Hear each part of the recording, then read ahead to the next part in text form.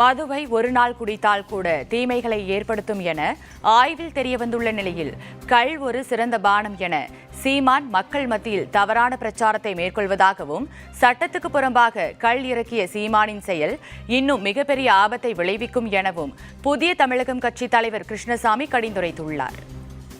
மது எவ்வளவுங்கிற அளவே கிடையாது.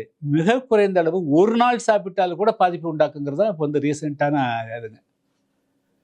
கடந்த காலங்களில் வெளிநாடுகள் கூட இந்த ஒயின், அதாவது ரெட் ஒயின் கொஞ்சமாக ஒரு 30 ml தினம் சாப்பிட்டால் உடம்புக்கு நல்லது என்ற ஒரு அபிப்பிராயம் இருந்தது. ஆனால் மருத்துவ ஆராய்ச்சிகளில் அதுவும் தவறு என்று நிறுவனமாகிவிட்டது.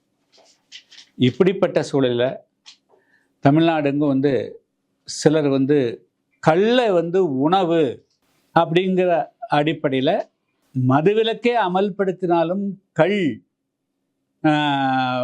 உடம்புக்கு ஒன்றும் செய்யாது, அது பானம், அது பால் என்று தவறாக மக்கள் மத்தியில் ஒரு பிரச்சாரத்தை துவக்கி பல இடங்களில் சட்டத்தையும் மீறி கல் இறக்கக்கூடிய செயல் நடைபெறுகிறது.